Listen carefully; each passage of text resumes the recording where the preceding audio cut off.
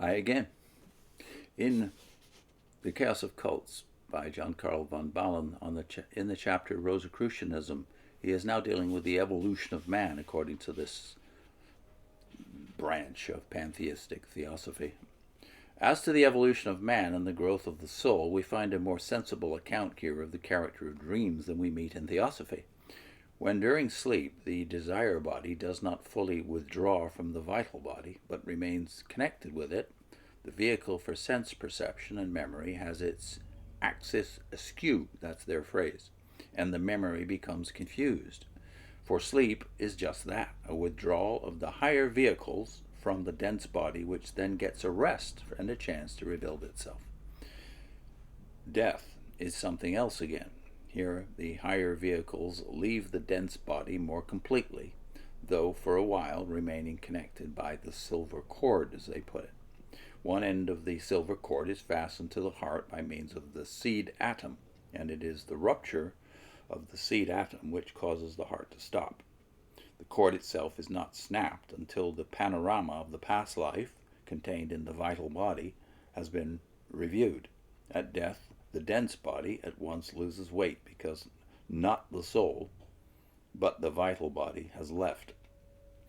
In his vital body, the man still has all his desires, but he lacks the organ to satisfy them. This causes the sufferings of purgatory. For example, the miser or amiser may hover over his bonds and stocks in his invisible desire body, trying to hang on to them, but his relatives go right through him and take them away. He may even hear them mock the old tightwad. A drunkard may penetrate the dense body of a drinker in a tavern, but he lacks a stomach and the organ of taste, therefore can but very slightly satisfy his craving for drink. Thus, through suffering, the departed person finally learns to despise and relinquish the vices of his former days on earth, and he becomes ready to go to heaven. However, there are three heavens, just as there were three regions of the desire world, that is, purgatory.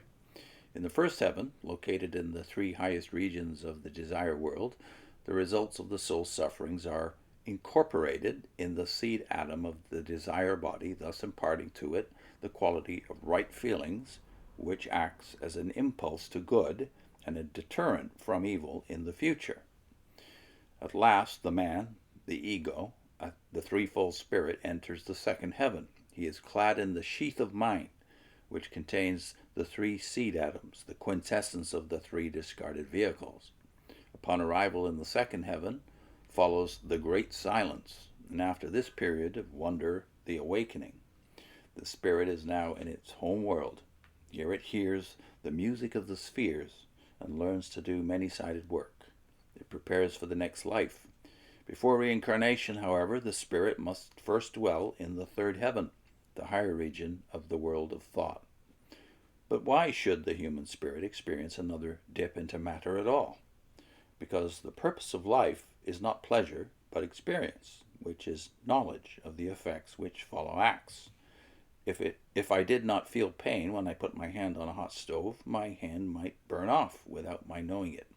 But now, my experience teaches me to be more careful next time. It would take us too long to speak of the preparations for rebirth. Suffice it to say that each rebirth, about every 1,000 years, begins with the birth of the dense body, that the vital body is formed within this in the 7th year, that the desire body is formed at the time of puberty, and the mind is not completed until the 21st year. As the etheric region extends beyond the atmosphere of our dense earth, the desire world extends out into space further than the etheric region, and the world of thought further into interplanetary space than either of the others.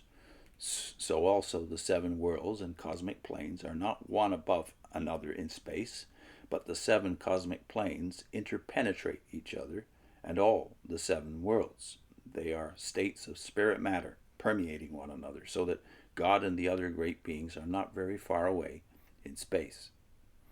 They pervade every part of their own realms and realms of greater density than their own. Here the Apostle Paul is quoted, "In him we live and move and have our being." The great being, called God, proceeds from the root of existence. He is the absolute, but positively not Christ. This threefold supreme being exists as power, the word, and motion. And from this threefold supreme being proceed the seven great logoi.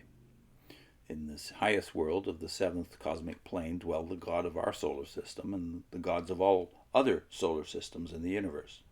These great beings also are threefold in manifestation. Their three aspects are will, wisdom, and activity.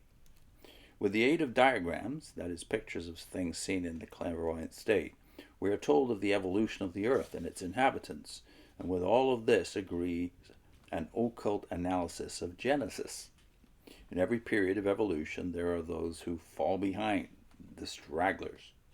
Thus, the lower monkeys, instead of being the progenitors of the higher species, are stragglers, occupying the most degenerate specimens of what was once the human form. Instead of man having ascended from the anthropoids, the reverse is true. These have degenerated from man. The mosses, likewise, are the lowest degeneration of the plant kingdom. Material science, dealing only with the form, has thus misled itself and drawn erroneous conclusions in this matter. Apart from these stragglers, then, there is a continuous upward movement. Thus we have also newcomers, which we might call converted stragglers. And here a remarkable feature enters. Most human beings are not in need of salvation. For progression with our present wave of evolution is what is meant when salvation is spoken of in the Christian religion, and it is something to be earnestly sought. For though the eternal damnation of those who are not saved does not mean destruction nor endless torture, it is nevertheless a very serious matter to be held in a state of inertia for inconceivable milliards of years before a new evolution shall have progressed to such a stage that those who fail here can have an opportunity to proceed.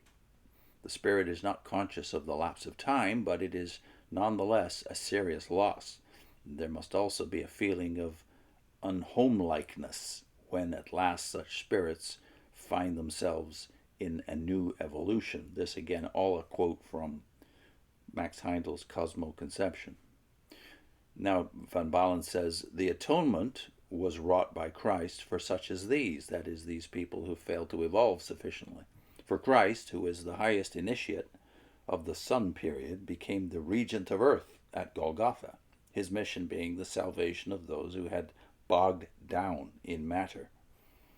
These lost ones he saved by raising them to the necessary point of spirituality, causing a change in their desire bodies, which will make the influence of the life spirit in the heart more potent. End of quote. This theory of vicarious atonement is not to be objected to on the ground that each must be willing to take the consequences of his own act, for it is perfectly just. It is like a man placing a rope above the cataract at Niagara.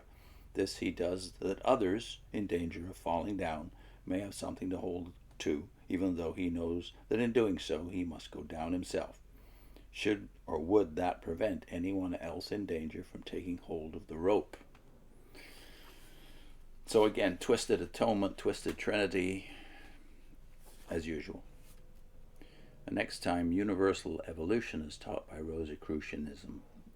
I'll put a link in this time to how contra pantheism, progressivism, occultism, and Jehovah's Witnesses religion are to Christianity. This is basically F.F. Bruce's analysis of the difference, the basic difference between Christianity and all these options. And of course, the basic difference is that the man, Jesus Christ, is our mediator and our judge, the man. So no escaping our humanity in the Christian view of either the atonement or our eschatology, our ultimate destiny. See you next time.